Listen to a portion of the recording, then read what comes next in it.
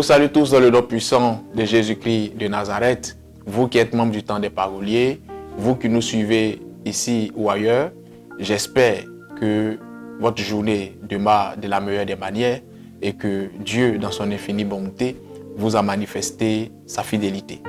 Bienvenue à notre dévotion matinale qui aura pour thème le retour des démons. Matthieu le chapitre 12, versets 43 à 45, qui s'affiche maintenant sur votre écran, déclare en substance, lorsqu'un démon est chassé, il va chercher 7 démons plus méchants que lui. Amen. Tu sais, un démon par essence est un ange déchu, une entité maléfique qui n'est à l'aise que dans un corps. Le but d'un démon, c'est de détruire. Le seul bien qu'un démon sait faire, c'est de détruire. Lorsqu'un démon possède ta vie, lorsqu'un démon possède une vie, avant de chasser ce démon, il faut s'assurer que cette personne dont il possède la vie a réellement envie d'être délivrée.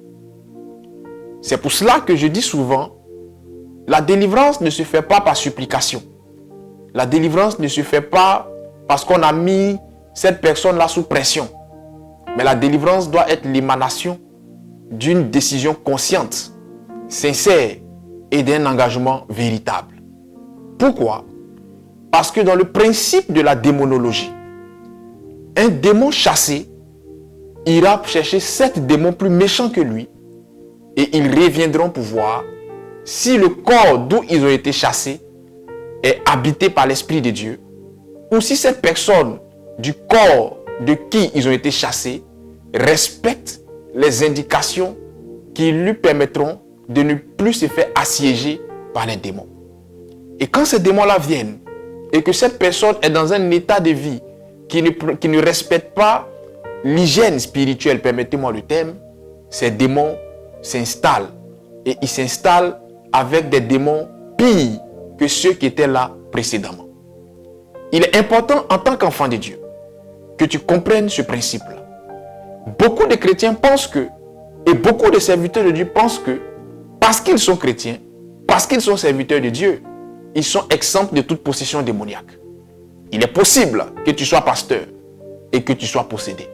Il est possible que tu sois chrétien, longtemps converti, et que tu sois possédé. C'est pour cela que vous devez prendre conscience de la nécessité d'être délivré. Dire à quelqu'un que tu as besoin de délivrance est loin d'être une injure.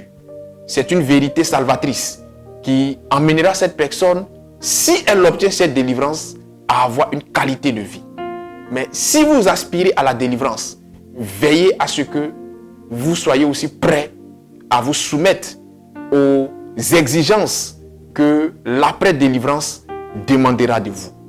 Cela vous permettra de ne pas vous faire posséder à nouveau et cela vous évitera une condition de vie pire que la première. Je prie que le Seigneur vous préserve de tout esprit impur, de tout esprit maléfique qui était tenté de venir vous assiéger. Je prie, si vous êtes sous influence d'une quelconque entité démoniaque, que le Seigneur vous libère et que sa grâce vous localise. Que le Seigneur bénisse votre journée et que sa grâce soit sur vous. Dieu est bon en tout temps. Shalom chez vous.